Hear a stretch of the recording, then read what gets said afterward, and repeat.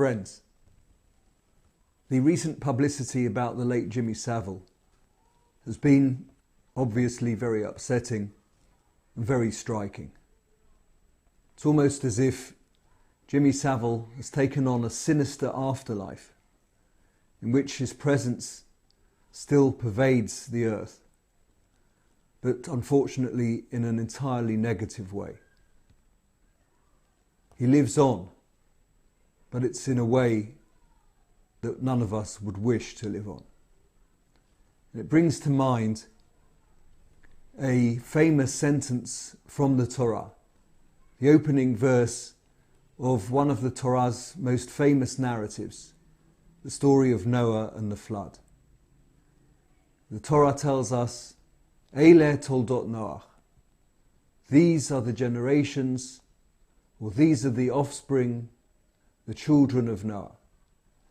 But then, instead of giving us a list of Noah's descendants, his children, the Torah says something else entirely.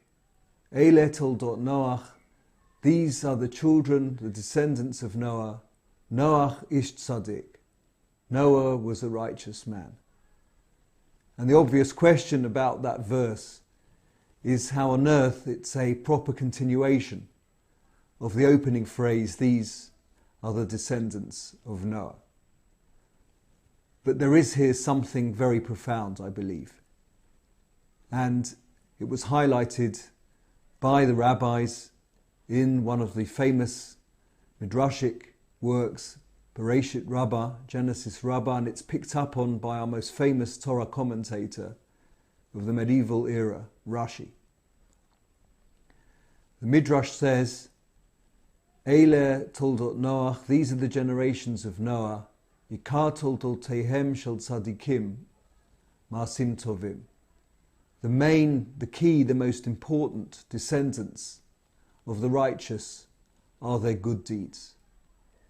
We all try to achieve, those of us with children hope to achieve immortality, a measure of it at least, through them. But the truth is that that's unfair.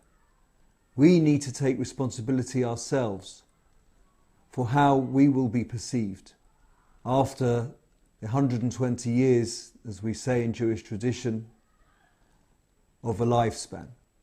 We need to be responsible for how we are remembered, for what impact we made. And therefore, according to this midrash, according to the story of Noah as interpreted by the rabbis, our real children are not the actual children that we may be blessed with, but our actions and our deeds on this earth. These are the children of Noah. Noah was a righteous man. His real descendants were the actions that he did for the good while in this world. And those are ultimately what he left behind and what could be ascribed fully to him and what were his responsibility. As a rabbi, I sometimes too glibly talk about what messages we need to pass on to our children and grandchildren. And of course, children and grandchildren and the conversation between the generations are absolutely central to Jewish life. But we all know that there are people who desperately desire children, and for one reason or another, life has worked out such that they have no children.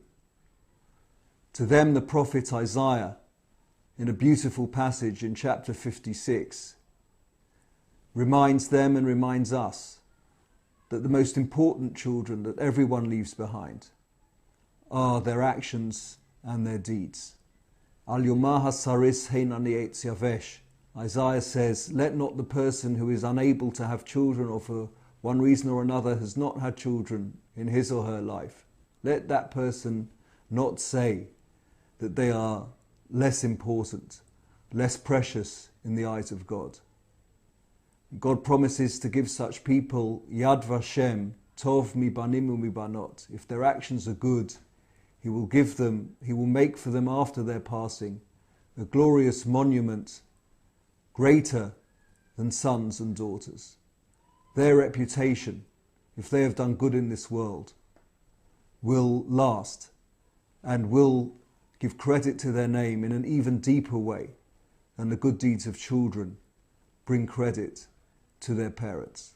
A message for all of us, whether we are blessed with children and grandchildren or whether we aren't, that the real children we leave behind, like the real children of Noah, are the good actions, the compassionate actions, the help to others, the blessings that we have managed to bring during our years on this earth. Speak to you next time.